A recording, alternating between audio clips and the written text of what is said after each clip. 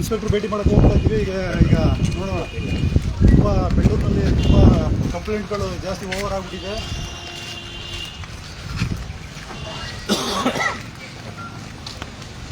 ಆಗಲಿಂದ ಕೂತ್ತಾ ಇದೆ.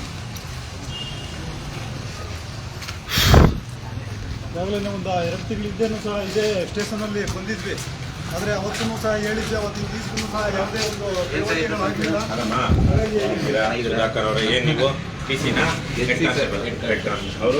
ಅವರು ಇಟ್ಕೊಂಡು ಏನು ಸರ್ ಸಮಾಚಾರ? ಏನಿಲ್ಲ, ಒಂದು ಚೂರು ವಿಚಾರವಿತ್ತು. ನಿಮ್ಮ SI ಅವ್ರನ್ನ ಭೇಟಿ ಮಾಡ್ಬೇಕಾಗಿದ್ದಾರಾ? ಕಾಲಕ್ಕೆ ಬೀಳ್ತಿರಪ್ಪ, ಸಾಹೇಬ್ರು ಅನ್ಬೇಡ್ರಣ್ಣ. SI, ಸರ್ಕಾರ ಸಬ್ ಇನ್ಸ್ಪೆಕ್ಟರ್, ಸರ್ಕಲ್ ಇನ್ಸ್ಪೆಕ್ಟರ್, ಯಾವ ಸಾಹೇಬ? ಕರೀಂ ಸಾಬನ, ಪುಡಿ ಸಾಬನ, ಗೋಪಾಲ್ ಸಾಬನ, ಯಾವ ಸಾಬ? ಸಬ್ ಇನ್ಸ್ಪೆಕ್ಟರ್ ಅಂತ ಹೇಳಿ ನಮಗೆ ರಾಜ್ಯಾದ್ಯಂತ ಇದು ಹೋಗ್ಬಿಟ್ರು ಸಾಹೇಬ್ರು. ಬ್ರಿಟಿಷರು, ಇಂಗ್ಲೆಂಡ್ ಸಾಹೇಬ್ರು ಹೋಗ್ಬಿಟ್ರು, ಬಿಳಿ ಸಾಹೇಬ್ರು ಹೋದ್ರು, ಇನ್ಯಾವ ಸಾಹೇಬ್ರು, ನವಾಬ್ರು ಹೋದ್ರು, ಈಗಲೂ ಸಾಹೇಬ್ರು ಅಂತೀರಾ? ಆಯ್ತು, ಹೇಳಿ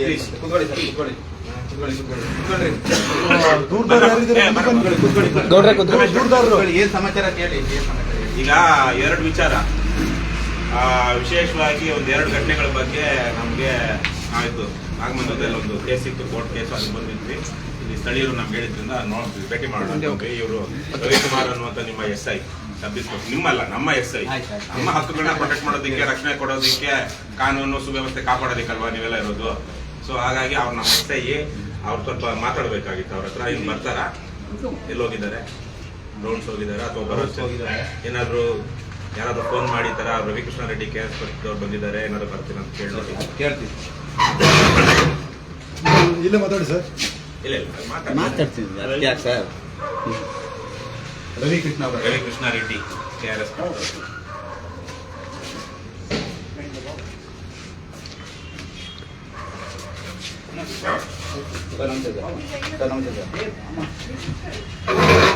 ನಮಸ್ತೆ ಸರ್.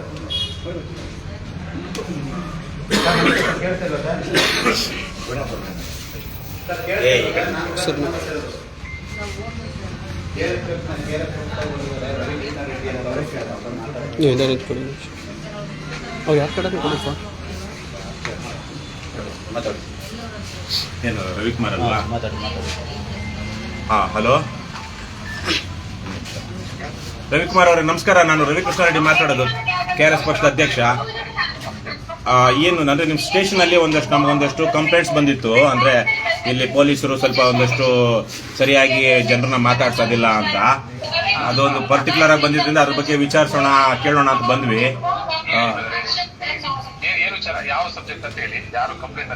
ಕಂಪ್ಲೇಂಟು ಇಬ್ಬರಿದ್ದಾರೆ. ಅಲ್ಲ, ನಿಮ್ ಹಿಂದೆ ಏನೋ ನಿಮ್ದು ಸ್ವಲ್ಪ ಇದು ಬರ್ತಾ ಇದೆ, ಡಿಸ್ಟರ್ಬೆನ್ಸ್.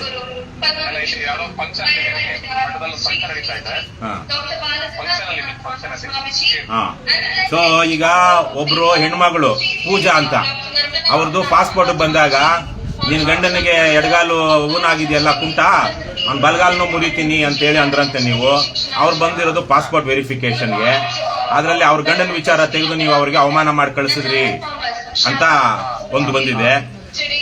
ಇದು ಹೀಗೆ ನಡ್ಕೊಳ್ಳೋದು ಒಬ್ಬ ಪೊಲೀಸ್ ಅಧಿಕಾರಿಗೆ ಘನತೆ ಗೌರವ ಕೊಡುವಂತ ವಿಚಾರನ ನಿಮ್ ಪ್ರಕಾರ ಈ ತರ ಆಗಿದೆ ಅಂತೀರಾ, ಆಗಿಲ್ಲ ಅಂತೀರಾ? ಬಂದಿದ್ದು ಸತ್ಯ. ಇನ್ವೆಸ್ಟಿಗ ಬಂದಿದ್ದು ವಿಟ್ನೆಸ್ ಕರ್ಕೊಂಬನ್ನಿ ಅಂತಂದ್ರೆ ಸಾಕ್ಷಿದಾರ ಕರ್ಕೊಂಬಂದಿರ್ಲಿಲ್ಲ. ಕರ್ಕೊಂಬನ್ನಿ ಅಂತ ಹೇಳಿ ಕಳ್ಸಿದೆ ನನಗೆ. ಅದಕ್ಕೆ ಯಾವ ಗಂಡನ್ಗೆ ನನಗೆ ಬಂದಿದ್ದು ಪೂಜಾ ಅನ್ನೋರು. ಹೌದು, ಗಂಡ ಬಂದಿರ್ಲಿಲ್ಲ. ಈಗ ಅವರು ನಿಮ್ ಬಗ್ಗೆ ಈ ತರ ಆರೋಪ ಮಾಡ್ಬೇಕು ಅಂದ್ರೆ ಅವ್ರಿಗೆ ನಿಮ್ ಮೇಲೆ ಯಾಕೆ, ಏನ್ ಕೋಪ ಇದೆ? ಏನು ಹಿಂದಿಂದ ಏನಾದ್ರು ಇತಿಹಾಸ ಇದೆಯಾ? ನಮಗೆ ಅವ್ರಿಗೆ ಸಂಬಂಧ ಇಲ್ಲ. ಮತ್ತೆ ಈ ಅಮ್ಮ ಆಗನ್ಬೇಕು ಅಂದ್ರೆ ಆ ಅಮ್ಮನ್ಗೆ ಏನ್ ಕಾರಣ, ಏನ್ ದುರುದ್ದೇಶ ಅವ್ರ ಪ್ರಕಾರ, ನಿಮ್ ಪ್ರಕಾರ? ಅವ್ನು ಕೇಳ್ಬೇಕಲ್ಲ ಬ್ರದರ್, ಅವ್ನು ಕೇಳ್ಬೇಕಲ್ಲ. ನಮಗೆ ಸ್ಟೇಷನ್ ಬಂದಾಗ ಪಾಸ್ಪೋರ್ಟ್ ಬಂದಿದ್ದಾರೆ, ಪಾಸ್ಪೋರ್ಟ್ ವಿಟ್ನೆಸ್ ಕರ್ಕೊಂಬನ್ನಿ, ಮಧ್ಯಾಹ್ನ ಬನ್ನಿ ಅಂತ ಕಳ್ಸಿವಿನೇ ಬಂತು. ಅವ್ರಿಗೆ ಹ್ಯಾಂಡಿಕ್ಯಾಪ್ಟು ಮತ್ತೊಂದು ನಮ್ಗೆ ನಿಮ್ಗೆ ಯಾಕೆ? ಬಟ್ ಅವ್ರು ಅಂದಿರೋದು ಹಾಗಾದ್ರೆ ಸುಳ್ಳು ಹೇಳ್ತಾ ಇದ್ದಾರೆ. ಅವ್ರು ಸುಳ್ಳು ಅಂತಾನೆ ಹೇಳ್ಬೇಕಾಗತ್ತೆ. ನೀವು ಪ್ರಾಮಾಣಿಕವಾಗಿ ನಿಮ್ ತಾಯಿ ತಂದೆ ಮೇಲೆ ಆಣೆ, ನಿಮ್ ಮಕ್ಕಳ ಮೇಲೆ ಆಣೆ, ನೀವು ಹಂಗನ್ನೋ ಮನುಷ್ಯರೇ ಅಲ್ಲ. ಆಣೆ ಪಣೆ ಅವೆಲ್ಲ ಬೇಡ. ಯಾಕೆ ಬೇಡ? ನೀವು ಸಂವಿಧಾನದ ಮೇಲೆ ಪ್ರಮಾಣ ಮಾಡಿರೋರು ಸತ್ಯ, ನೀತಿ, ನ್ಯಾಯ, ಧರ್ಮದಿಂದ ನಡ್ಕೊಳ್ಬೇಕಲ್ವಾ? ಅಲ್ವಾ? ಸೊ ಆಮೇಲೆ ಬಂದವ್ರಿಗೆ ಗೌರವ ಕೊಡ್ಬೇಕು. ಆಮೇಲೆ ಇಲ್ಲಿ ಯಾರು ಇಲಿಯಾಸ್ ಅಂತ, ಎಲ್ಲಪ್ಪ ಇಲಿಯಾಸ್, ಇವ್ರಿಗೆ ನೀವು ಇವ್ರ ವಿರುದ್ಧವಾಗಿರುವಂತ ಕಂಪ್ಲೇಂಟ್ ಕೊಟ್ಟಾಗ ಅವ್ರಿಗೆ ಏನೇನು ಹೇಳಿದ್ದಾರೆ, ಏನೇನೋ ನೀವು ಅವ್ರಿಗೆ ಏನಂತ ಹೇಳಿದಾರೆ? ಇಲಿಯಾಸ್ ಬೈದಿದ್ದಾರೆ. ಇಲಿಯಾಸ್ಗೆಲ್ಲ 2 ದಿವಸದಿಂದ ಫೋನ್ ಇಟ್ಕೊಂಡಿದ್ದೀರಂತೆ ಅವ್ರದ್ದು. ಕಂಪ್ಲೇಂಟ್ ಅಂತ ಕೇಳಿ. ಅವ್ರದ್ದು ಕಂಪ್ಲೇಂಟ್ ಏನಾದ್ರು ಇರ್ಲಿ, ನೀವು ಅವ್ರ ಫೋನ್ ಕಿತ್ತಿಟ್ಕೊಳ್ಳೋದಿಕ್ಕೆ ಕಾನೂನಲ್ಲಿ ನಿಮಗೆ ಅಧಿಕಾರ ಇದೆಯಾ? ಫೋನು CCTV ಫುಟೇಜ್ ನೋಡೋದಕ್ಕೆ ಸರಿ, ಈಗ ನೀವು CCTV ಫುಟೇಜ್ ತಗೊಳ್ಳೋದಕ್ಕೆ ವಾರಂಟ್ ಕೊಟ್ಟು ಕಾನ್ಫಿಸ್ಕೇಟ್ ಮಾಡ್ಕೊಳ್ಬೇಕು. ಅಲ್ಲ ಅವ್ನ ಮೊಬೈಲ್ ಅಲ್ಲಿ ಇದೆ ಅಂತಂದ್ರು. ಹಾ, ಮೊಬೈಲ್ ಅಲ್ಲಿ ಯಾರಿದೆ ಅಂದ್ರು? ಆ ವ್ಯಕ್ತಿ ಮೊಬೈಲ್ ಅಲ್ಲೇ CCTV ಫುಟೇಜ್ ಇದೆ ಅಂತಂದ್ರು. ಹಾ, ಆ ಫುಟೇಜ್ ವೆರಿಫೈ ಮಾಡಕ್ ನೋಡ್ತಾ ಇದೆ, ಅವ್ನು ಬಿಟ್ಟು ಮೊಬೈಲ್ ಬಿಟ್ಟು ಹೋಗಿದ್ದಾನೆ. ಓಡೋಗ್ಬಿಟ್ಟಿದ್ದಾನೆ. ಈಗ ಈಗ ಮೊಬೈಲ್ ವಾಪಸ್ ಮಾಡ್ತೀರಲ್ವಾ? ಈಗ ನಿಮ್ಮ ಸುಧಾಕರ್ ಹೆಡ್ ಕಾನ್ಸ್ಟೇಬಲ್ ಇದ್ದಾರೆ, ಅವ್ರಿಗೆ ಮೊಬೈಲ್ ವಾಪಸ್ ಮಾಡ್ಬಿಡಿ. ಆಗಿದೆಯಲ್ಲ, ನೋಡಿದಿರಲ್ವಾ? ವಾಪಸ್ ಕೊಡ್ತೀವಿ, ಮೊಬೈಲ್ ಅವ್ನು ತಗೊಂಡಿಲ್ಲ. ಕೊಟ್ಬಿಡಿ. ಈಗ ಹೇಳ್ತೀವಿ, ಸುಧಾಕರ್ ಹೇಳಿ, ಸುಧಾಕರ್ ಹೇಳಿ, ಅವ್ರ ಮೊಬೈಲ್ ವಾಪಸ್ ಮಾಡಿ. ನಿಮ್ದೇನು ಕಂಪ್ಲೇಂಟ್? ಏನು ಬೇಡ, ನಿಮಿಷ. ಮನೆ ಹತ್ರ ಬಂದು ಎತ್ತ ಕೊಟ್ಟು ಬರ್ತೀನಿ ಅಂತ ಹೇಳ್ತಾರೆ. ಅದೆಲ್ಲ ಅಂತದ್ದು ಏನ್ ಮಾಡಿದ್ದೀವಿ ಹೇಳಿ. ಇಲ್ಲಲ್ಲ, ಅಲ್ಲಿ ಹೇಳ್ತೀನಿ, ನಾನು ಕೇಳ್ತೀನಿ.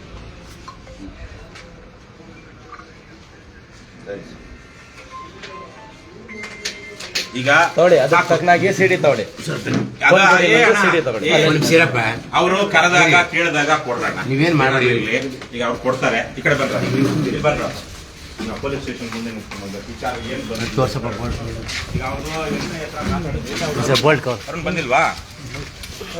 ಅರುಣ್ ಬಂದಿಲ್ವಾ? ಬನ್ನಿ. ಕೊಡಿ, ಅದೆಲ್ಲ ರೆಕಾರ್ಡ್ ಆಗ್ತಾ ಇದೆ. ನಮ್ಮವ್ರು ತೆಗಿರೋಣ. ಫೋಟೋ ಇಲ್ಲ, ಫೋಟೋ ತೆಗಿ. ಕಾರಣ ಗಿರಣ ಇವರಲ್ಲ, ಹಾಗಾಗಿ ಇವ್ರು ಆ ಕಡೆ ನಿಂತು ನಾಗರಾಜು ಮಾತಾಡ್ತಿರೋ, ನೀನ ಮಾತಾಡೋದು ಸೆಂಟ್ರಲ್ ಯಾಕೆ ಮಾತಾಡ್ತೀವಿ? ಅಣ್ಣ, ಏನೋ 1 ಲಕ್ಷ ರೂಪಾಯಿ 2 ಲಕ್ಷ ರೂಪಾಯಿ ಫೋನ್ ಇಟ್ಕೊಂಡು ನೀವು ನಮ್ಮಂತ ಪಕ್ಷಕ್ಕೆ ಬರ್ತೀರಾ, ಕಳ್ಳರ ಮುಂದೆ ಸುಳ್ರಿಂದ ಓಡಾಡ್ತಿರಲ್ಲಪ್ಪ. ಇವತ್ತಿಂದ ಓಡಾಡೋಣ, ಸ್ವಲ್ಪ ಪಕ್ಷಕ್ಕೆ ಗೇಣಿಗೆ ಕೊಟ್ಟು ಕೆಲಸ ಮಾಡ್ರಿ. ಈಗ ಸುಧಾಕರ್ ಅವರೇ, ಥ್ಯಾಂಕ್ ಯು. 1 ನಿಮಿಷ ಬನ್ನಿ, ಸ್ವಲ್ಪ ನೆರಳಲ್ಲಿ ಮಾತಾಡಿ. ಇಲ್ಲ ಮಾತಾಡ್ಬೋದು, ಎಲ್ಲ ಮಾತಾಡ್ಬೇಕು ಅಂತ ನೀವು. ಯಾಕಂದ್ರೆ ಈಗ ಅವರು SI ಇಲ್ಲ, ಅವ್ರು ಯಾವ ಏನ್ ಹೇಳ್ತಿತ್ತು ಅದು ನಿಮ್ಗೆ ಹೇಳ್ಬಿಡ್ತೀವಿ. ಎಲ್ಲರನ್ನ ಕೇಳಿ ನೋಡಿ, ನನಗೆ ಅವರು ಯಾವ ಪರಿಚಯ ಇಲ್ಲ, ಆದ್ರೆ ನಿಮಗ್ ಗೊತ್ತಿದೆ KRS ಪಕ್ಷದವರು ಪೊಲೀಸರ ದಬ್ಬಾಳಿಕೆಗೆ ಹೆದರ್ದೇನೆ ಒಂದಷ್ಟು ನ್ಯಾಯ ನೀತಿ ಕೇಳ್ತಾ ಇದಾರೆ, ಧೈರ್ಯವಾಗಿ ಕೇಳ್ತಾ ಇದಾರೆ. ಸರಿ, ನಾನು ಏನು ಯಾವುದೋ ಈ ಸ್ಟೇಷನ್ ಬರುವಂತ ಉದ್ದೇಶ ನನಗೆ ಇರ್ಲಿಲ್ಲ. ನಾಗಮಂಗಲಕ್ಕೆ ಬಂದಿದ್ವಿ, ಅವ್ರೇನೋ ಸಮಸ್ಯೆ ಹೇಳ್ಕೊಂಡು ಬಂದು ಅವರು ಅಲ್ಲೇನೋ ಒಂದು ಹಿಂದೆ ಘಟನೆ ನಡೆದಿದ್ದಂತೆ, ಯಾರು ಅರುಣ್ ಅವರ ಇನ್ಸಿಡೆಂಟ್. ಅವಾಗ ಅವ್ರಿಗೂ ಇನ್ಸ್ಪೆಕ್ಟರ್ಗೂ ಒಂದ್ ಸ್ವಲ್ಪ SI ಅವ್ರಿಗೂ ಜಟಾಪಟಿ ಆಗಿ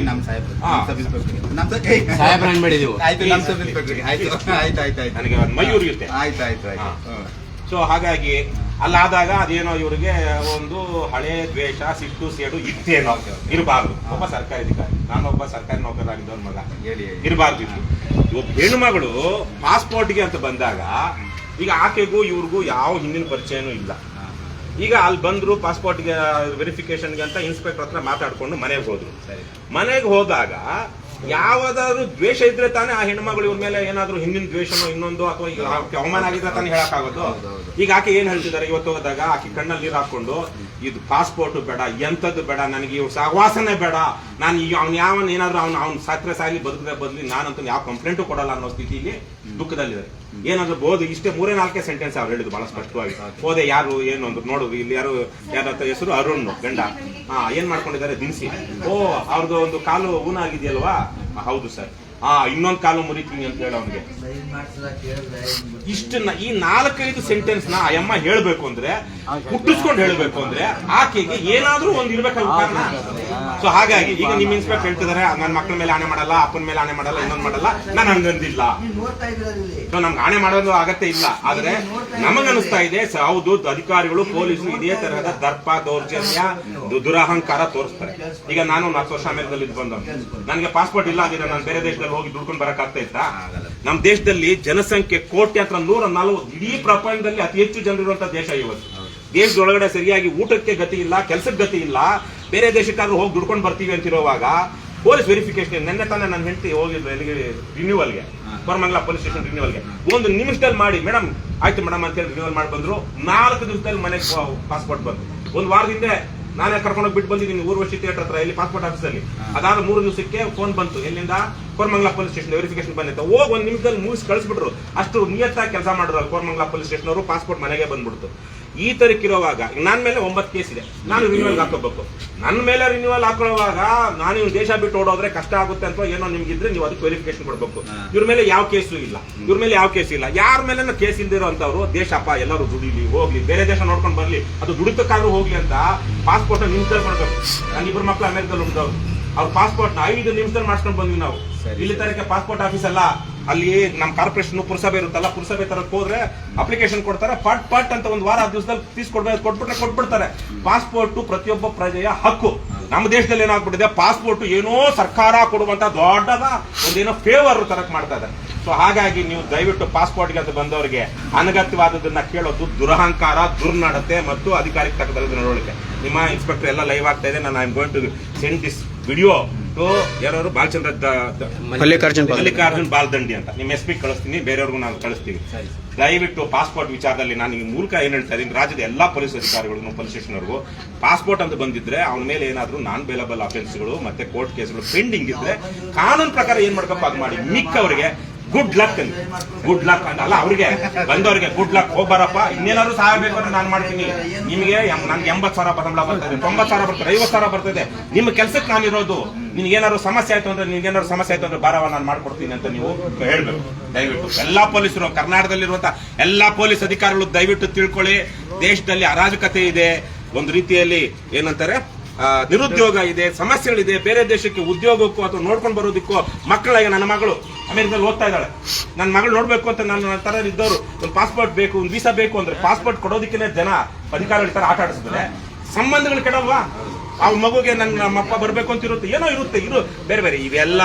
ಅದಕ್ಕಿಂತ ಮುಖ್ಯವಾಗಿ ಬಡವರು ಗಲ್ಫ್ ದುಡಿಬೇಕು ಅಂತಿರುವಂತವ್ರಿಗೆ ನೀವು ಈ ತರ ಆಡ್ಸೋದು ತಪ್ಪು, ದುರಹಂಕಾರ. ನೀವು ದೇಶದ್ರೋಹ ಮಾಡಿ ಕೆಲಸ ಮಾಡ್ತಾ ಇದ್ದೀರಾ. ಅವ್ರಿಗೆ ಎನ್ಕರೇಜ್ ಮಾಡಬೇಕು, ಹೋಗ್ರಯ್ಯ ಅಂತ. ಅದು ಬಿಟ್ಟು ಇಲ್ಲಿ ಕರ್ಸ್ಕೊಂಡು ಮಾಡೋಂಥದ್ದು ನಿಮ್ಮ ಅವ್ರಿಗೆ ಏನಿದೆಯೋ ದೇವ್ರು ನೋಡ್ಕೊಳ್ತಾನೆ. ನಾನು ಅವ್ರಿಗೆ ನೀವು ಪೊಲೀಸ್ ದೂರುಗಳ ಪ್ರಾಧಿಕಾರಕ್ಕೆ ಪತ್ರ ಬರೀರಿ, ಮಹಿಳಾ ಆಯೋಗಕ್ಕೆ ಪತ್ರ ಬರೀರಿ, ಮತ್ತೆ ಮಾನವ ಹಕ್ಕುಗಳ ಪತ್ರ ಬರೀರಿ ಅಂತ ಹೇಳಿದ್ರೆ ಅವರು ಇಲ್ಲ ಸರ್ ನಾನು ಬೇಕಾಗಿಲ್ಲ ಸರ್, ಕಥೆನೇ ಬೇಡ, ಪಾಸ್ಪೋರ್ಟ್ ಬರ್ಲಿ ಬಿಡ್ಲಿ ಅಂತ ಬೇಸರ ಮಾಡ್ಕೊಂಡಿದ್ದಾರೆ. ಅದು ಅವ್ರಿಗೆ ಬಿಟ್ಟಿದ್ದು, ನಾನು ಅವ್ರ ಪರವಾಗಿ ಬರೆಯಕ್ಕಾಗಲ್ಲ. ಆದ್ರೆ ನಾನು ಹೇಳ್ತಾ ಇದ್ದೀನಿ, ಆ ಹೆಣ್ಮಗಳಿಗೆ ಹೇಳಿದ್ದಾರೆ, ಆ ಹೆಣ್ಮಗಳಿಗೆ ಇವರೇ ಹೇಳ್ದಂಗೆ ಇವ್ರ ಪರಿಚಯನೇ ಇಲ್ಲ. ಪರಿಚಯ ಇಲ್ಲದಿರೋರ ಮೇಲೆ ಏನಂತಾರೆ, ಏನು ಸುಳ್ಳು ದೂರು ಹೇಳಬೇಕು ಅಂದ್ರೆ, ಸುಳ್ಳು ಆರೋಪ ಮಾಡಬೇಕು ಅಂದ್ರೆ, ಇಲ್ಲ ಹೆಣ್ಮಗಳು ತಪ್ಪಿರ್ಬೇಕು, ಇಲ್ಲ ಸುಳ್ಳು ದೂರಿನಲ್ಲಿ ಸತ್ಯಾಂಶ ಇರಬೇಕು. ಒಂದು.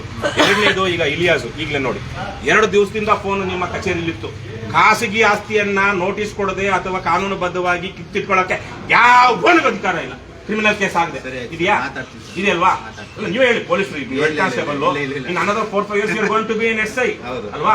ಅವರು ಈಗ ನಿಮ್ಮ ಅಧಿಕಾರಿ ಇದ್ದಾರೆ SI, ಅದೇ ಸ್ಥಾನದಲ್ಲಿ ನೀವು ಕೂತ್ಕೊಂಡಿರ್ತೀರಾ ಸುಧಾಕರ್ ಅವರೇ. ಅದಾದ್ಮೇಲೆ ನೀವು time permits, if you have a long duration of service, ನೀವು ಏನು DYSP ತನಕ ಆಗ್ಬೋದು ನಿಮ್ಮ ಸರ್ವಿಸ್ ಪ್ರಕಾರ ಅಲ್ವಾ? ಟೈಮ್ ಇದೆ, ಆಗಿ ಒಳ್ಳೆ ಕೆಲಸ ಮಾಡಿ, ನಾವು ಅದನ್ನೇ ಹೇಳೋದು. ಆದರೆ ಕಾನೂನು ತಿಳ್ಕೊಳ್ಳಿ, ಖಾಸಗಿ ಹಕ್ಕು. ಈಗ ಆತನ ಫೋನ್ ತಗೊಂಡು ಅದ್ರಲ್ಲಿ ಏನಾದ್ರು ಇದ್ರೆ ಖಾಸಗಿ ಹಕ್ಕುಗಳು ಅಂತಿರುತ್ತೆ. ಇಡೀ ಸಂವಿಧಾನ ನಿಂತಿರೋದೇ ಮನುಷ್ಯನ, ಭಾರತೀಯನ, ಪ್ರತಿಯೊಬ್ಬ ದೇಶದ ಪ್ರಜೆಯ ಮೂಲಭೂತ ಹಕ್ಕುಗಳ ಮೇಲೆ. ಖಾಸಗಿ ಆಸ್ತಿ ಅಂತಿರುತ್ತೆ, ಅದನ್ನ ದಬ್ಬಳಕೆ ಮಾಡಿ ನಾವು ಹೋಗಿ ಮನೆ ಕಟ್ಟಲಾಗುತ್ತೆ ಇನ್ನೊಬ್ಬನ ಆಸ್ತಿ ಮೇಲೆ, ಇಲ್ವಲ್ಲ? ಪೊಲೀಸರಂತೂ ಇದು ಮಾಡ್ಲೇಬಾರ್ದು. ಯಾಕಂದ್ರೆ ನೀವು ಇರೋದೇನೆ ಜನರ ಹಕ್ಕುಗಳನ್ನ ರಕ್ಷಣೆ ಮಾಡೋದಕ್ಕೆ. ನಿಮ್ಮ ಇನ್ಸ್ಪೆಕ್ಟರ್ ಇಲ್ಲಿ ನೀವೇ ನೋಡಿದ್ರಿ, 2 ದಿವಸ ನಾನು ಇಟ್ಕೊಂಡಿದ್ದೆ, ಅವ್ನು ಫೋನ್ ಕೊಟ್ಬಿಟ್ಟು ಹೋಗ್ಬಿಟ್ಟ. ಫೋನ್ ಕೊಟ್ಬಿಟ್ಟು ಹೋದ್ರೆ ನೀವು ಇಟ್ಕೊಳ್ಳೋದಕ್ಕೆ ಇದು ಬೇರೆ ತರದ ಕಾನೂನು ಕಾರ್ಯವಾಹಿ ಮಾಡಬೇಕಾಗಿತ್ತು. ಇದು ನಮ್ಮ ಹತ್ರ ಬಂದಿದೆ, ದಯವಿಟ್ಟು ಇದು ಫೋನ್ ಅವರು ವಾಪಸ್ ತಗೊಂಡು ಹೋಗಿ ಅನ್ನುವಂಥದ್ದು ಒಂದು ನಡೆಸಿ ಅವನಿಗೆ ಫೋನ್ ಕೊಡಬೇಕಾಗಿತ್ತು ನೀವು. ಅದನ್ನ ಬಿಟ್ಟು 1 ಲಕ್ಷ ರೂಪಾಯಿ 2 ಲಕ್ಷ ರೂಪಾಯಿ ಫೋನ್ ಅನ್ನ ಇಟ್ಕೊಂಡು ಈ ಕೇಳಿದ ತಕ್ಷಣಕ್ಕೆ ಕೊಟ್ಬಿಟ್ರೆ ಇದು ನಿಮ್ಮ ಹತ್ರ ಕಾನೂನು ಬಾಹಿರವಾಗಿ ಇನ್ಸ್ಪೆಕ್ಟರ್ ಹತ್ರ ಇತ್ತು ಅಂತ ರುಜುವಾತಾಯ್ತು. ಕಾನೂನು ಬಾಹಿರವಾಗಿ ಇಟ್ಕೊಂಡಿರೋದು ರುಜುವಾತಾಯ್ತು. ನೀವೇ ಫೋನ್ ಕೊಟ್ಟು ಫೋಟೋ ತೆಗೆಸ್ಕೊಂಡಿದ್ದೀರಾ. ಈಗ ಆ ವ್ಯಕ್ತಿಗೆ ಸರಿಯಾಗಿ ಅವ್ರು ಕೇಸ್ ಹಾಕಿದ್ರೆ, ನನ್ನ ಅದಕ್ಕೆ ಅತಿಕ್ರಮಣ ಮಾಡಿ ನನ್ನಿಂದ ಕದ್ದಿದ್ರು ಇವರು ಅಂತ ಕೇಸ್ ಹಾಕಿದ್ರೆ ಕೇಸು ರಿಜಿಸ್ಟರ್ ಮಾಡ್ಕೊಳ್ಳೇಬೇಕಾದ್ರೆ ನೀವು SP ಆಫೀಸಲ್ಲಿ. ದಯವಿಟ್ಟು ಅಂತ ಮಾಡಕ್ ಹೋಗ್ಬೇಡಿ. ಅವ್ರದ್ದು ಏನಿದೆ ನಾನು ಅಲ್ಲಿ ವಿಚಾರಿಸ್ತೀನಿ, ಆಚೆ ಹೋಗಿ ವಿಚಾರಿಸ್ತೀನಿ. ನಿಮ್ಗೆ ಇಷ್ಟು 2 ವಿಚಾರಕ್ಕೆ, ಇನ್ನೊಬ್ಬ ಏನಿದೆ ಅದನ್ನ ಅಲ್ಲೇ ಹೇಳ್ತೀನಿ. ನೀವು 2 ವಿಚಾರ ಗಮನಕ್ಕಿರೋದು, ನಾನು ಇನ್ಯಾವುದೂ ಕೇಳೋದಿಲ್ಲ. ಆದ್ರೆ ನಿಮ್ಮ ರವಿಕುಮಾರ್ ಅವ್ರ ಬಗ್ಗೆ ಒಂದಷ್ಟು ದೂರುಗಳು ಬರ್ತಾ ಇದೆಯಾ, ದುರ್ವರ್ತನೆ, ದುರಹಂಕಾರ, ಗಾಂಚಲಿ, ಇವೆಲ್ಲ ಬೇಡ ಜನರ ಹತ್ರ. ಜನ ತೆರಿಗೆ ಹಣದಲ್ಲಿ ಸರ್ಕಾರಿ ಸೇವೆ ಅನ್ನೋದನ್ನ ಯಾವುದೋ ಪೂರ್ವ ಜನ ಓದಿಸ್ಕೊಂಡಿರ್ಪಲ್ಲ. ನಾನು ಇವತ್ತು ಸರ್ಕಾರದ ಋಣದಲ್ಲಿ ಇದ್ದೀನಿ. ಯಾಕೆ ಗೊತ್ತಾ? ನಮ್ಮಪ್ಪ ಸರ್ಕಾರಿ ನೌಕರಿ. ಜನರ ತೆರಿಗೆ ಹಣದಲ್ಲಿ ಸಂಬಳ ಬರುತ್ತೆ. ಮತ್ತೆ ನಾವು ಮಾಡೋ ಕೆಲಸ ಎಂಥದ್ದು? ಜನಾರ್ದನನ ಸೇವೆ. ಯಾವ ಜನಾರ್ದನ? ಜನತಾ ಜನಾರ್ದನನ ಸೇವೆ. ಜನರ ಸೇವೆ ಮಾಡಿ ಸಂಬಳನೂ ತಗೊಳ್ರಪ್ಪ ಅನ್ನುವಂಥದ್ದು ಎಷ್ಟು ಜನರಿಗೆ ಸಿಕ್ಕಿರುತ್ತಾ? ಸರಿ, ದೇಶದೊಳಗಡೆ ನಾಡು ಕಟ್ಟಬೇಕಾಗಿರುವಂತ ಯೋಧರು ನೀವು. ಏನು ಸರ್ಕಾರಿ ನೌಕರರು ಪೊಲೀಸರು ಸೇರಿದ್ರು. ಅಲ್ಲಿ ಗಡಿನಲ್ಲಿ ಕಾಯ್ತಿರೋ ಸೈನಿಕರದಷ್ಟೇ ದೊಡ್ಡ ಮಟ್ಟದ ಜವಾಬ್ದಾರಿ ನಿಮ್ದು. ದಯವಿಟ್ಟು ಅದನ್ನು ನಿಭಾಯಿಸಿ. ದೇಶ ಹಾಳಾಗಿ ಹೋಗ್ತಾ ಇದೆ. ಇಲ್ಲಿ ಅರಾಜಕತೆ ಆದಾಗ ನೋಡಿದ್ರಲ್ಲ ಬೆಂಗಳೂರಲ್ಲಿ ಮೊನ್ನೆ ಪ್ರಾಮಾಣಿಕ ಅಧಿಕಾರಿ ಆವತ್ತೇನೆ ನಾನು ದಯಾನಂದ್ ಅವ್ರ ಬಗ್ಗೆ ಅವರು ಬೆಂಗಳೂರಲ್ಲಿ ಸಿಗರೇಟ್ ಸ್ಮೋಕಿಂಗ್ ಬಗ್ಗೆ ಒಂದು ದೊಡ್ಡ ಅಭಿಯಾನ ಮಾಡಿಸಿ 20 ಲಕ್ಷ ರೂಪಾಯಿ ಕಲೆಕ್ಟ್ ಮಾಡಿದ್ರು ಹಿಂದಿನ ದಿವಸ ಕೇಸ್ಗಳು ಹಾಕ್ಸಿ. ನಾನು ಅದನ್ನು ಶಬಾಷ್ ಅಂತೇಳಿ ನಾನು ನೋಡ್ದಂಗೆ ಇವರು ಬಹಳ ಏನು ಆನೆಸ್ಟ್ ಇದ್ದಂಗಿದ್ದಾರೆ ಮತ್ತೆ ಟ್ರಾನ್ಸ್ಪರೆನ್ಸಿ ಇದೆ. ಆವಾಗ ಬಂದು ಪತ್ರಿಕಾಗೋಷ್ಠಿ ಮಾಡ್ತಾರೆ ಇಷ್ಟು ನೋಡಿದ್ದೆ ಅಂದ್ಕೊಂಡು ನಾನು ಅವ್ರಿಗೆ ಬರೆದಿದ್ದೆ. ಅದಾದ್ಮೇಲೆ ನೋಡ್ತೀವಿ ಮಾರನೇ ದಿವಸನೇ ತಲೆದಂಡ ಆಗಿದೆ. ಒಳ್ಳೆ ಅಧಿಕಾರಿಗಳನ್ನ ಯಾವನು ಉಳಿಸ್ತಾ ಇಲ್ಲ. ಬಾಲ್ ಬಡುಕರನ್ನ ಚಮಚಗಳನ್ನ ಬೂಟ್ ನೆಕ್ಕೋ ಅಂತ ಪೊಲೀಸ್ ಅಧಿಕಾರಿಗಳಿಗೆ ಇವತ್ತು ಮರ್ಯಾದೆ ಇರುವಂತದ್ದು. ಮಧುಕರ್ ಶೆಟ್ಟಿ ನಮಗೆ ಪರಿಚಯದ ಸ್ನೇಹಿತರಾಗಿದ್ರು. ಅವ್ರ ಬಗ್ಗೆ ನಾವು ಹೊಗಳದಷ್ಟು ಯಾರು ಹೊಗಳಿಲ್ಲ. ನಾವು KRS ಪಕ್ಷದವರು ಒಳ್ಳೆ ಅಧಿಕಾರಿಗಳು ಯಾವತ್ತೂ ಜೊತೆಗೆ ನಿಲ್ತೀವಿ. ಆದ್ರೆ ಇವತ್ತು ಒಳ್ಳೆ ಅಧಿಕಾರಿಗಳನ್ನ ಈ ಲೋಕಲ್ ರಾಜಕಾರಣಿಗಳು ಏನ್ ಇದು ಮಾಡ್ಕೊಂಡಿದ್ದಾರೆ, ಅವ್ರು ಬೂಟ್ ನೆಕ್ಕೋದಕ್ಕೆ ಇಟ್ಕೊಂಡಿದ್ದಾರೆ. ಹಾಗಾಗಿ ನೀವು ನಿಮ್ಮ ಕಾಕಿ ಕದರ್ ತೋರಿಸಿ. ಯಾವಾಗ ಸಂವಿಧಾನ ನಿಮ್ಮ ಅಸ್ತ್ರ ಆಗಿದ್ದಾಗ ನಿಮ್ಮ ಲಾಠಿ ಬೂಟ್ಗೆ ನಮ್ಮ ಮುತ್ತಾತ ಯಾವನು ಮಹಾತ್ಮ ಗಾಂಧಿ ಎದುರ್ಲಿಲ್ಲ, ಜವಾಹರ್ಲಾಲ್ ನೆಹರು ಎದುರ್ಲಿಲ್ಲ, ಸರ್ದಾರ್ ವಲ್ಲಭಭಾಯ್ ಪಟೇಲ್ ಎದುರ್ಲಿಲ್ಲ, ಯಾವನು ಬ್ರಿಟಿಷ್ನ ಬೂಟ್ ಲಾಟಿಗೆ. ಇನ್ನು ನಿಮ್ಮ ಲಾಠಿ ಬೂಟ್ಗೆ ಯಾವನು ಎದುರ್ತಾನೆ? ನಾವು ಆತರ ಇದ್ರಲ್ಲಿ ಬಂದಿದ್ವಿ ಪರಂಪರೆಯಲ್ಲಿ. ದಯವಿಟ್ಟು ಅದನ್ನ ಬಿಟ್ಟು ಸಂವಿಧಾನ ಕಾನೂನು ಇಟ್ಕೊಳ್ಳಿ, ತಪ್ಪಿತಸ್ಥರಿಗೆ ಶಿಕ್ಷೆ ಕೊಡಿ. ಒಂದು ಕರ್ನಾಟಕದ ಪೊಲೀಸರು ಇಡೀ ರಾಜ್ಯ ದೇಶಕ್ಕೆ ಮಾದರಿ ಅನ್ನೋ ತರಕ್ಕಾಗಿ ನನಗನ್ನಿಸ್ದಂಗೆ ಇವತ್ತಿಗೆ ಕೇರಳ ಪೊಲೀಸರು ಇದ್ದಿದ್ರಲ್ಲಿ ಒಂದಷ್ಟು ವಿದ್ಯಾವಂತರಿದ್ದಾರೆ, ತಿಳುವಳಿಕಸ್ತಿದ್ದಾರೆ, ಒಂದಷ್ಟು ನ್ಯಾಯ ನೀತಿ ನೋಡೋರಿದ್ದಾರೆ. ನಮ್ಮ ಕರ್ನಾಟಕದ ಪೊಲೀಸರು ಅಂತೂ ಪೂರ್ತಿಯಾಗಿ ಹದಗೆಟ್ಟೋಗಿದ್ದಾರೆ. ದಯವಿಟ್ಟು ಇಷ್ಟು ಹೇಳ್ತೀನಿ, ನೀವು ಮಾಡಿ. ಏನಪ್ಪ ಇನ್ನೊಂದು ವಿಚಾರ ಸರ್, ಪ್ರಾಮಾಣಿಕವಾಗಿ ಮಾಡಿ. ನಾವು ಮಾತಾಡ್ತಾ ಹೋಗೋಣ. ಇವ್ರಿಗೆ ಹೇಳೋದಿದ್ಯಾ? ಈಗ ನಲ್ಗುಂದದಲ್ಲಿ ಒಂದು ತೋಟದ ಮನೆಗೆ ಕಳ್ತನ ಆಯ್ತು. ಒಬ್ಬ ಮಹಿಳೆ ಬಂದಿದ್ರು ಕಂಪ್ಲೇಂಟ್ ಕೊಡಕ್ಕೆ ಬೀಳ್ಗುಂದದಲ್ಲಿ. ಅಲ್ಲಿಂದ ಅವರ ಯಜಮಾನರು ಲಾಯರ್ ತುಮಕೂರಲ್ಲಿ, ಅವರು ಮೇಲ್ ಮಾಡಿದ್ದಾರೆ, ಇಲ್ಲಿಗೂ ಮಾಡಿದ್ದಾರೆ, SP ಆಫೀಸ್ಗೂ ಮಾಡಿದ್ದಾರೆ, ಎಲ್ಲರಿಗೂ ಮಾಡಿದಾಗ ಮತ್ತೆ ಕಂಪ್ಲೇಂಟ್ ತಗೊಳ್ದೆ ನೀವು. ಆ ಹೆಣ್ಮಗಳು ಬಂದಾಗ ಬೆಳಗ್ಗೆ 8:30 ರಾತ್ರಿ 8:00ವರೆಗೂ ಇಲ್ಲಿ ಕುಂಡಿಸ್ಕೊಂಡಿದ್ದಾರೆ ಸ್ಟೇಷನಲ್ಲಿ. ಕಂಪ್ಲೇಂಟ್ ಮೇಲ್ ಮಾಡಿದ್ರು ಆ ಹೆಣ್ಮಗಳು ವೆರಿಫಿಕೇಶನ್ ಮಾಡಿ, ನೀವು ಹೋಗಿ ಸ್ಪಾಟ್ ವೆರಿಫಿಕೇಶನ್ ಮಾಡಬೇಕು ಕಳ್ತನ ಆದಾಗ. ಆದರೆ ನೀವೇನು ಮಾಡ್ತಾ ಇದ್ರೆ ಒಬ್ಬ ಹೆಣ್ಮಗಳನ್ನ ಈ ರಾತ್ರಿ ಬೆಳಗ್ಗೆ 8:00ವರೆಗೆ ಬಂದಿದ್ರೆ ರಾತ್ರಿ 8:00ವರೆಗೆ ಇಲ್ಲೇ ಕುಂಡಿಸ್ಕೊಂಡು 8:00 ಮೇಲೆ ತುಮಕೂರ್ಗೆ ಆ ಹೆಣ್ಮಗಳು ಹೋಗಕ್ಕಾಯ್ತು. ಇದು ತಪ್ಪಲ್ವಾ? ಮಾನವೀಯತೆ ಹೆಣ್ಮಕ್ಳಿಗೆ ಬಹಳ ಅನ್ಯಾಯ ಆಗ್ತದೆ.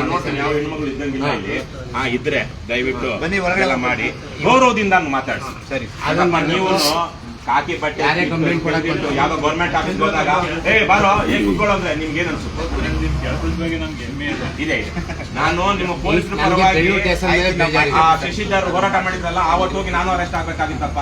ನಿಮ್ಗೆ ಗೊತ್ತಿಲ್ಲ, ಎಷ್ಟೊಂದು ಹಳೆ ವಿಡಿಯೋಗಳು ನೋಡಿ ಟಿವಿನಲ್ಲಿ ಹೇಳಿದ್ದೀನಿ. ಪೊಲೀಸರಿಗೆ ಇಡೀ ದೇಶದಲ್ಲಿ ಅತ್ಯಂತ ಕಡಿಮೆ ನಮ್ಮ ರಾಜ್ಯದಲ್ಲಿ ಸಿಗ್ತಾ ಇದೆ. ಒಳ್ಳೆ ಸಂಬಳ ಕೊಡಿ. ಯಾವನ್ನ ಒಬ್ಬ 2 ವೀಲರ್ನ ಇನ್ನೊಬ್ಬನ ಹಿಡ್ಕೊಂಡು ಕಿತ್ಕೊಳ್ಳೋ ಅಂತ ಮನಸ್ಥಿತಿ ಅವ್ರಿಗೆ ಇರಬಾರ್ದು. ಹೆಮ್ಮೆಯಿಂದ, ಗೌರವದಿಂದ, ಘನತೆಯಿಂದ ಕೆಲಸ ಮಾಡೋ ಸಂಬಳ ಕೊಡಿ ಅವರಿಗೆ. ಒಳ್ಳೆ ನಾನು ಎಲೆಕ್ಷನ್ ನಿಂತಿದ್ದೆ ಇಲ್ಲಿಂದ BDM ಲೇಔಟ್ನಿಂದ. ಅದು ನಮ್ಮ ಮನೆಯವ್ರದ್ದು ಊರು, ಸ್ವಂತ ಊರು ಆಡ್ಗೋಡಿನಲ್ಲಿ ಕ್ವಾರ್ಟರ್ಸ್ ಇದೆ. ಸ್ಲಮ್ ಅದು ಸುಧಾಕರ್, ನಿಮ್ಗೆ ಗೊತ್ತಿಲ್ಲ. ಪೊಲೀಸ್ ಕ್ವಾರ್ಟರ್ಸ್ ಅಲ್ಲ ಇಲ್ವೇನಪ್ಪ?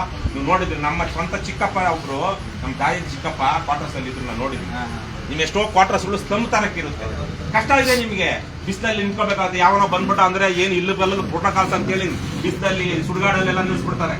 ನಿಮ್ಗೆ ಕಷ್ಟ ಇದೆ. ಆದ್ರೆ ಆ ಕಷ್ಟ ಇದೆ ಅಂತ ಹೇಳಿ ನೀವು ಜನರ ಮೇಲೆ ದಬ್ಬಾಳಿಕೆ ಮಾಡಬಾರ್ದು. ನಿಮ್ಮ ಮೇಲೆ ಮೇಲಧಿಕಾರಿಗಳು ದಬ್ಬಾಳಿಕೆ ಮಾಡ್ತಾರೆ, ನಮ್ಗೆ ಗೊತ್ತಿದೆ.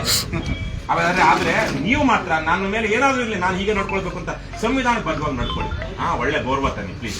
ನಮ್ಮ ಸಂಬಂಧಿಕರು, ನೆಂಟರು ನೀವೆಲ್ಲ ಏನು ಆಮೇಲೆ ನಾನು ಇವತ್ತು ಬ್ರಿಟಿಷರಾಗಿದ್ದಿದ್ರೆ ನಾವು ಇನ್ನೊಂದ್ ತರ ಹೋರಾಟ ಮಾಡ್ಬೋದಿತ್ತು. ಯಾರು ನೀವು ಎಲ್ಲ ಉಳ್ಕೊಂಡು ಹೋದ್ರೆ ನಮ್ಮ ನೆಂಟರು ಸ್ನೇಹಿತರು ಇರ್ತೀರಾ. ನಮ್ಮ ಕ್ಲಾಸ್ಮೇಟ್ಸ್ ಎಷ್ಟೋ ಜನ ಇದ್ದಾರೆ. ನಮ್ಮ ಕ್ಲಾಸ್ಮೇಟ್ ಇವಾಗ ಒಬ್ಬ DYSP ಆಗಿದ್ದಾನೆ. ಎಲ್ಲ ರಾಜ್ಯದಲ್ಲಿ ಎಲ್ಲೆಲ್ಲೋ ಏನೇನೋ ಹುದ್ದೆಯಲ್ಲಿದ್ದಾರೆ. ಹಾಗಾಗಿ ನಾವೇನು ಯಾರ ವಿರುದ್ಧ ಹೋರಾಡಬೇಕು? ನಿಮ್ ವಿರುದ್ಧ ಅಲ್ಲ, ಯಾರೋ ಒಬ್ಬ ಭ್ರಷ್ಟ ಗದೀಮ ದುಷ್ಟ ಇದ್ದ ಅವನ ವಿರುದ್ಧ. ನೀವೆಲ್ಲ ಒಂದು ಮಾದರಿ ಸ್ಟೇಷನ್ ಮಾಡ್ತಾರೆ. ಪ್ರಕಾಶ್ ಬೆಳಗುಂದದ ಏನಾಯ್ತು ಸರ್? ಮಧುಕುಮಾರ್ ಬೆಳಗುಂದದ್ದು ನಿಮ್ ಮಾಹಿತಿ ಇದ್ರೆ ಹೇಳಿ.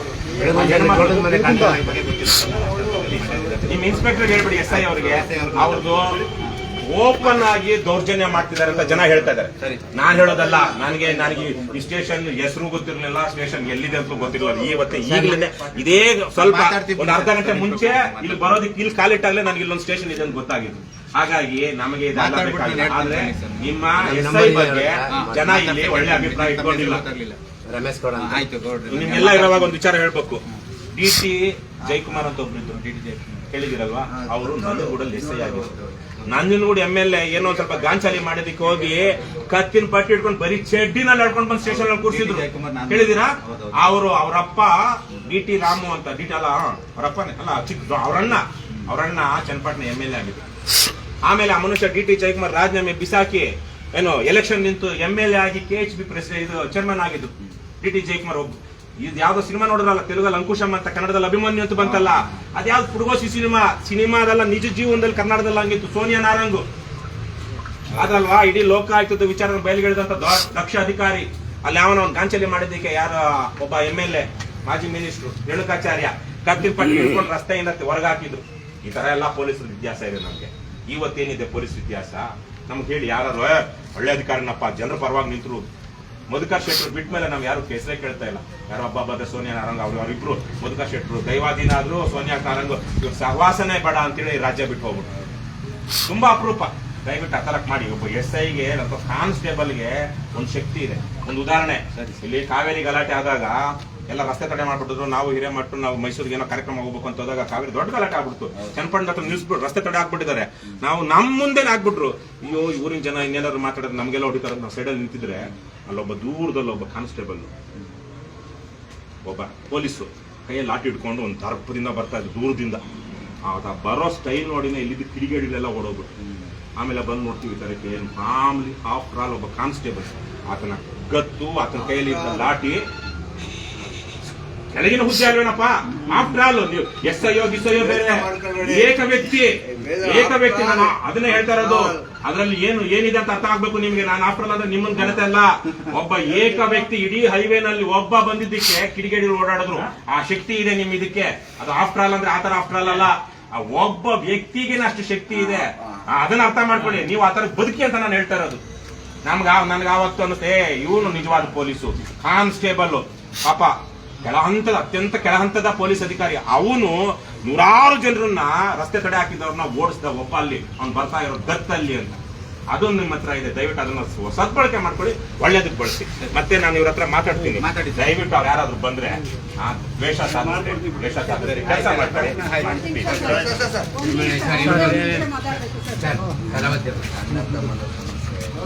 ಏನಾದ್ರೂ ಆಗಿರ್ಲಿ,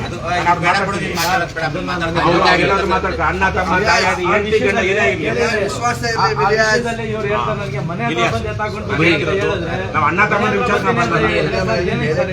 ನಾವು ಅಣ್ಣ ತಮ್ಮಂದ ವಿಚಾರಕ್ಕೆ ಬರಲ್ಲ. ಪೊಲೀಸ್ ನಡ್ಕೊಂಡಿರೋ ರೀತಿ ಸರಿ ಇಲ್ಲ ಅನ್ನೋದಕ್ಕೆ ಬಂದಿದೆ. ಆಮೇಲೆ ಪೊಲೀಸ್ ಇಲಾಖೆ ಅವ್ರ ಹತ್ರ ಮಾತಾಡ್ತಾರೆ. ಪೊಲೀಸರು ಇವತ್ತು ಸೈಟ್ ಗೀಟು ಅವು ಇವು ರಿಯಲ್ ಎಸ್ಟೇಟ್ ನ ರಾಜಿ ಕೇಂದ್ರಗಳಾಗ್ಬಿಟ್ಟಿದೆ. ರಿಯಲ್ ಎಸ್ಟೇಟ್ ಕೋರ್ಟ್ ಹೇಳ್ತಾ ಇದೆ, ನಾವ್ ಹೇಳ್ತಿರೋದಲ್ಲ. ಕೋರ್ಟ್ ಹೇಳಿ ಪೊಲೀಸ್ ದೂರುಗಳ ಪ್ರಾಧಿಕಾರ ಲೆಟರ್ ಕಳಿಸಿದೆ. ಎಲ್ಲಿಗೆ? ಬೆಂಗಳೂರಲ್ಲಿ ಕಮಿಷನರ್ಗೆ. ನನ್ನ ಹತ್ರ ಇದೆ ಆ ಲೆಟರ್. ಅವನೊಬ್ಬ ಕದಿಮ ಭರಣಿ ಅಂತ ಒಬ್ಬ DYSP ಏನ್ ಮಾಡ್ತಾರೆ ಮಹಾನಗರಗಳಲ್ಲಿ ನಾವು ಇಲ್ಲಿದೆ. ಆದ್ರೂ ಇಲ್ಲೂ ಸಿವಿಲ್ ಕೇಸ್ಗಳಿಗೆ ನೀವು ಒಂದು ಸೆಂಟರ್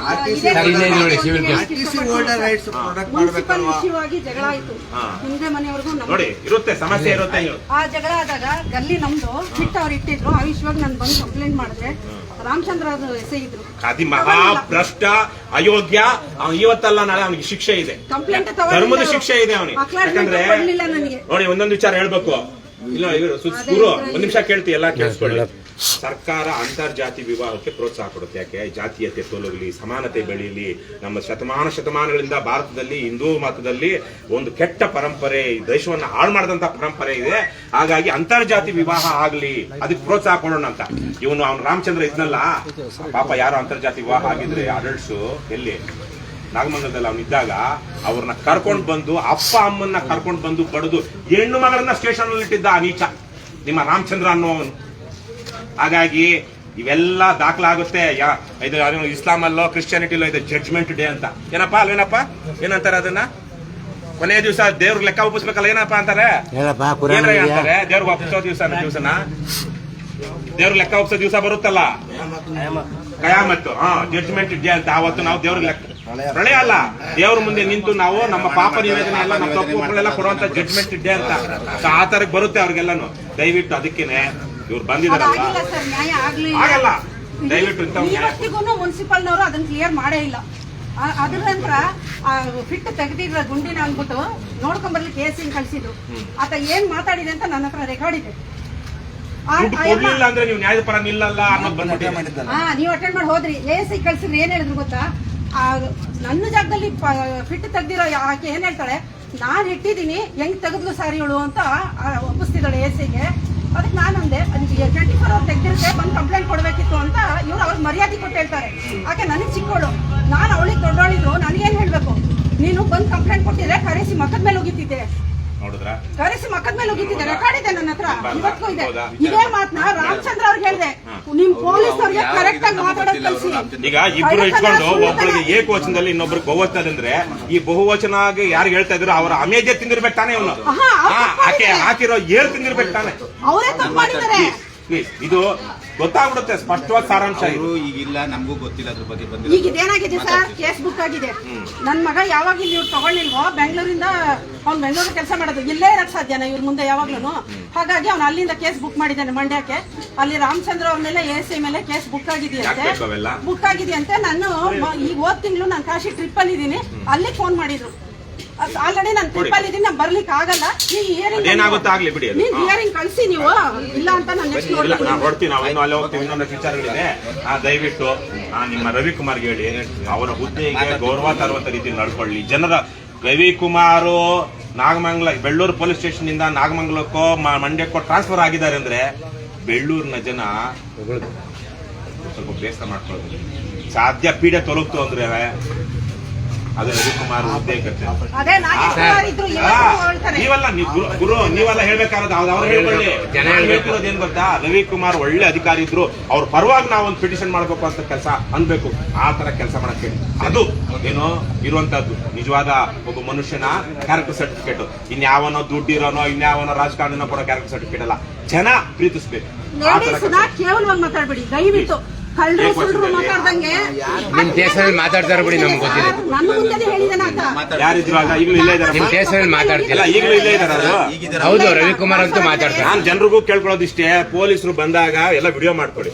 ಏಕವಚನದಲ್ಲೋ ದುರ್ನಾಡತೆಯಿಂದನೋ ತುಂಬಾ ಕೇವಲವಾಗಿ ಮಾತಾಡಿದ್ರೆ ಇವತ್ತೆಲ್ಲ ನಾಳೆ ಒಂದಷ್ಟು ಬದಲಾವಣೆ ಮಾಡೋದಕ್ಕೆ ಸಹಾಯ ಆಗುತ್ತೆ. ಹಾಗೆಲ್ಲ ನಡ್ಕೊಳ್ಬಾರ್ದು. ಸರ್ಕಾರಿ ಅಧಿಕಾರಿಗಳು ಅದಕ್ಕೊಂದು ಘನತೆ ಇದೆ, ಹುದ್ದೆಗೆ ಒಂದು ಘನತೆ ಇದೆ.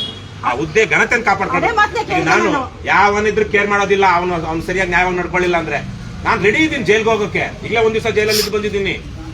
ನೀವು ASI ಆದ ತಕ್ಷಣಕ್ಕೆ, ಇನ್ನೊಬ್ಬ ಇನ್ಸ್ಪೆಕ್ಟರ್ ಆದ ತಕ್ಷಣಕ್ಕೆ, ಇನ್ನೊಬ್ಬ ಚೀಫ್ ಸೆಕ್ರೆಟರಿ ಆದ ತಕ್ಷಣಕ್ಕೆ ದುರ್ನಾಟ ನಡ್ಕೊಂಡ್ರೆ ನೀನ್ ನಂದೇನು ಕಿತ್ಕೊಳ್ತೀಯಾ? ಜೈಲ್ಗೆ ಆಗ್ತೀಯ ತಾನೆ, ಹೋಗು ಜೈಲ್ಗೆ ಹೋಗ್ತೀನಿ. ಕೊಲ್ತೀಯಾ ಕೊಲ್ಲು, ನನ್ಗೇನು ಸಮಸ್ಯೆ ಇಲ್ಲ ಅಂತ ಹೇಳ್ತೀನಿ. ಅವಾಗ ಏನಾಗುತ್ತೆ? ಏನ್ ಉಳಿತು ನಿಮ್ಮ ಅಧಿಕಾರ? ಉಳಿಯುತ್ತೆ ಯಾವಂದಾದ್ರು? ನೀನೇನಾಯ ಮಾಡ್ಕೊಂಡ್ಬಿಡ್ತೀಯ ಅಂದ್ಮೇಲೆ ಮುಗಿದೋಯ್ತಲ್ಲ. ನಾವು ಅಷ್ಟೇ, ನೀವು ಅಷ್ಟೇ, ನೀನೇನಾಯ ಮಾಡ್ಕೊಳ್ತೀವಿ ನಮ್ಮನ್ನ ನಾನು ಒಳಗಾಕಿದ್ರೆ ನನ್ನ ಶಕ್ತಿ, ನನ್ನ ಆತ್ಮಸ್ಥೈರ್ಯ ಮಾತ್ರ ನಾನು ಉಳಿಸ್ಬೋದೇ ಹೊರತು ಬೇರೆ ಏನು ಉಳಿಸುತ್ತೆ? ಅದೇ ತರೀಕೆ ಅಲ್ವಾ? ಹಾಗಾಗಿ ಗೌರವ ಕಳ್ಕೊಬೇಡಿ, ಗೌರವದಿಂದ ಕೆಲಸ ಮಾಡಿ. ಒಳ್ಳೇದಾಗಿ ಬನ್ರಪ್ಪ. ಇರು ಏನು ಯಾರ್ದೋ ಇತ್ತಲ್ಲ ಇಲಿಯಾಸ್, ಏನ್ ನಿಮ್ ಸಮಸ್ಯೆ? ಅಣ್ಣ ತಮ್ಮದ ಸಮಸ್ಯೆ ಇದೆ ಬಿಟ್ಬಿಡಿ, ಆ ಸಮಸ್ಯೆ ಬೇಕಾಗಿಲ್ಲ. ಪೊಲೀಸರು ಏನ್ ನಡ್ಕೊಂಡ್ರು? ಪೊಲೀಸರು ಏನ್ ಹೆಂಗ್ ನಡ್ಕೊಂಡ್ರು ಅಷ್ಟು ಹೇಳಿ. ಪೊಲೀಸ್ನವರು ಇಲ್ಲಿಗೆ ನನಗೆ ಕರೆಸ್ಬಿಟ್ಟು ಒಂದ್ ದಿವಸ ಎಲ್ಲ ಕೂರಿಸ್ಕೊಂಡಿದ್ದಾರೆ. ಈ ದೂರು ನಾನು ಕೊಟ್ಟಿರೋದು, ಅವ್ರು ಕೊಟ್ಟಿರೋದು ಬೇರೆ ದೂರ ಇದೆ. ಅದು ಆ ವಿಷಯದಲ್ಲಿ ಇವರು ಬೆಳಿಗ್ಗಿಂದ ಸಂಜೆ ತನಕ ಕೂರಿಸ್ಕೊಂಡು ನನಗೆ ಸುಳ್ಳು ಹೇಳ್ತಾ ಇರೋದನ್ನ ಅದೇ ನಿಜ ಅಂತ ಹೇಳ್ಬಿಟ್ಟು ನನ್ನ ಮೇಲೆ ತುಂಬಾ ಕೆಟ್ಟದಾಗಿ ಬೈದಿ, ರವಿಕುಮಾರ್ ಅವರು ಕೆಟ್ಟದಾಗಿ ಬೈದಿ ನನ್ನ ಫೋನ್ ಎಲ್ಲ ಕಿತ್ ಮಡಿಕೊಂಡು ನಿನಗೆ ಅವ್ರು ಹೇಳಿದ್ರಲ್ಲಪ್ಪ, ಈಗ ಒಂದ್ ನಿಮಿಷ ಅವ್ರು ಕಿತ್ಕೊಂಡು ಫೋನ್ ಕೇಳಿದೆ, ಅದರಲ್ಲಿ CCTV ಫುಟೇಜ್ ಇದೆ ಅಂತ ಅವ್ರು ಕೊಟ್ಬಿಟ್ಟು ಓಡೋಗ್ಬಿಟ್ರು ಅಂದ್ರು. ನಿಜಾನ? ನಾನು ಎಲ್ಲೂ ಓಡೋಗಿರ್ಲಿಲ್ಲ. ಅವತ್ ಪೂರ್ತಿ ದಿವಸ ನಾನು ಇಲ್ಲೇ ಇದ್ದೀನಿ. ಬೇಕಾದ್ರೆ ಅವರೇ ಕೂರ್ಸ್ಕೊಂಡಿದ್ರು. ಇದನ್ನಲ್ಲ ಪೊಲೀಸರು ನಿಮ್ ಫೋನ್ ಕಿತ್ಕೊಂಡು ನಿಮ್ಮನ್ನ ಇಲ್ಲೇ ಕೂರಿಸ್ಕೊಂಡಿದ್ರು. ಬೇಕಾದ್ರೆ CCTV ಫುಟೇಜ್ ನೋಡಿ. ಈಗ ನಾವ್ ಇದನ್ನ ಹೇಳೋಣ. ಈಗ ಅವರು ಬಾಲಚಂದ್ರ ಯಾರು, ಮಲ್ಲಿಕಾರ್ಜುನ್ ಬಾಲ್ದಂಡಿ, ನಮಗೆ ಗೊತ್ತಿದ್ದಂಗೆ ಸ್ವಲ್ಪ ಡೀಸೆಂಟ್ ಆನೆಸ್ಟ್ ಆಫೀಸರ್ ಅಂತ ಅಲ್ವೇ ನಾಗರಾಜ್. ಸೊ ಅವರಿಗೆ ನಾವು ಕಳಿಸೋಣ. ಒಂದು, ಪೊಲೀಸರು ನೋಟಿಸ್ ಕೊಡದೆ ಖಾಸಗಿ ಆಸ್ತಿಯನ್ನ ವಶಪಡಿಸ್ಕೊಳ್ಳೋಕೆ ಸಾಧ್ಯನಾ?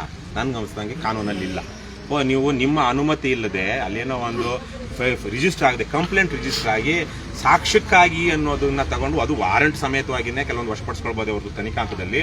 ಇನ್ನು ಕಂಪ್ಲೇಂಟೇ ರಿಜಿಸ್ಟರ್ ಆಗದಿರಾ, ಕಂಪ್ಲೇಂಟೇ ಆಗದೆ ನಿಮ್ಮನ್ನೆಲ್ಲ ಅವಂದು ಒಂದು FIR ಆಗದೇನೆ ನಿಮ್ಮ ಹತ್ರ ಪೊಲೀಸರು ಫೋನ್ ಕಿತ್ಕೊಳ್ಳಂಗಿಲ್ಲ, ತಗೊಳಂಗಿಲ್ಲ. ಇಲ್ಲಿ ಏನೋ ರವಿಕುಮಾರ್ ಮಾಡಿದ್ದಾರೆ ಸಂಪೂರ್ಣವಾಗಿ ಕಾನೂನು ಬಾಹಿರವಾದ ಕೃತ್ಯ. ಇಲ್ಲ ಅಂದಿದ್ರೆ ಕಂಪ್ಲೇಂಟ್ ರಿಜಿಸ್ಟರ್ ಆಗಿ ನಿಮ್ಮ ಹತ್ರ ಫೋನ್ ಅನ್ನ ಕಾನೂನುಬದ್ಧವಾಗಿ ತಗೊಂಡಿದ್ರೆ ಇವಾಗ ಅವ್ರು ಕೊಡಕ್ ಆಗ್ತಾನೆ ಇರಲಿಲ್ಲ. ಎಲ್ಲಿ ಬಿಡ್ಸ್ಕೋಬೇಕಿದ್ ಗೊತ್ತಾ? ಅದನ್ನ ಕೋರ್ಟಲ್ಲಿ ಬಿಡ್ಸ್ಕೋಬೇಕಾಗಿತ್ತು. ನಾವು ಬಿಡ್ಸ್ಕೊಂಡು ಬಂದಿದ್ದೀವಿ, ಕೋರ್ಟಲ್ಲಿ ಬಿಡ್ಸ್ಕೋಬೇಕಾಗಿತ್ತು.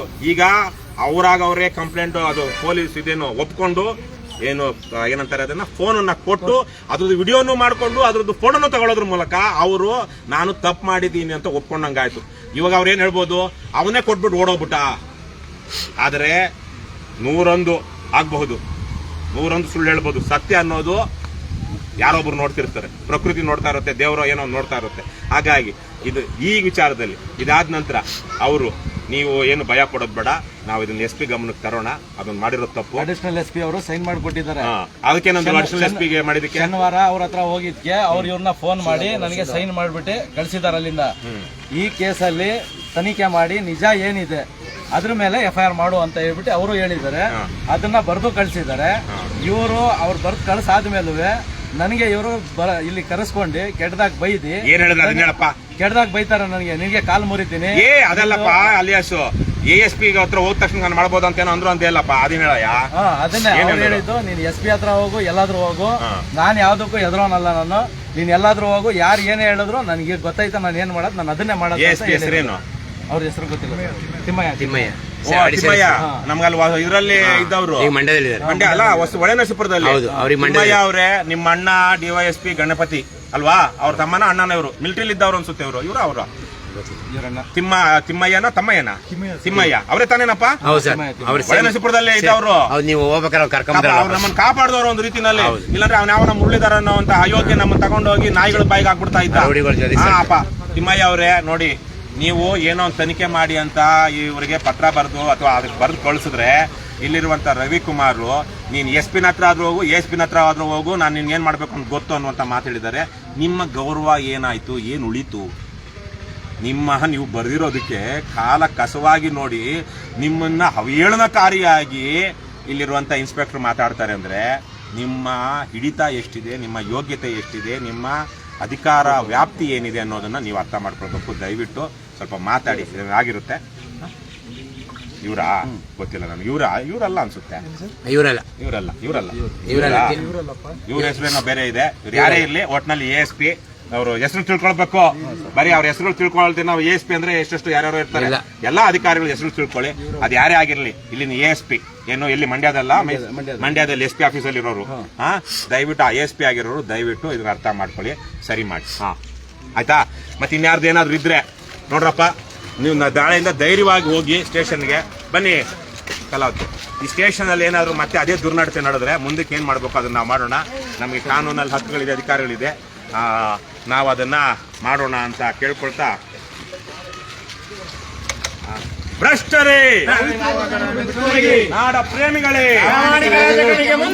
ಲಂಚ ಮುಕ್ತ ಕರ್ನಾಟಕ, ಭ್ರಷ್ಟಾಚಾರ ಮುಕ್ತ ಕರ್ನಾಟಕ, ಬಸವಣ್ಣನ ಕಲ್ಯಾಣ ಕರ್ನಾಟಕ, ಕುವೆಂಪುರವರ ಸರ್ವೋದಯ ಕರ್ನಾಟಕ, ಕರ್ನಾಟಕ ರಾಷ್ಟ್ರ ಸಮಿತಿ ಪಕ್ಷಕ್ಕೆ, KRS ಪಾರ್ಟಿಗೆ ಏನೇ ಆಗಲಿ ಒಳ್ಳೆಯದನ್ನೇ ಮಾಡಿ ಮಾಡುತ್ತಲೇ ಇರಿ. ಜೈ ಹಿಂದ್, ಕರ್ನಾಟಕ. ಕರ್ನಾಟಕ ರಾಷ್ಟ್ರ ಸಮಿತಿ ಪಕ್ಷಕ್ಕೆ. ಕ್ಷಣ ಕ್ಷಣದ ಸುದ್ದಿಗಳಿಗಾಗಿ ಫ್ರೀಡಂ ಟಿವಿ ಸಬ್ಸ್ಕ್ರೈಬ್ ಮಾಡಿ, ಲೈಕ್ ಮಾಡಿ ಹಾಗೂ ಫಾಲೋ ಮಾಡಿ. ಹೊಸ ಸುದ್ದಿಗಳ ನೋಟಿಫಿಕೇಶನ್ಗಾಗಿ ಬೆಲ್ ಐಕಾನ್ ಮೇಲೆ ಕ್ಲಿಕ್ ಮಾಡಿ.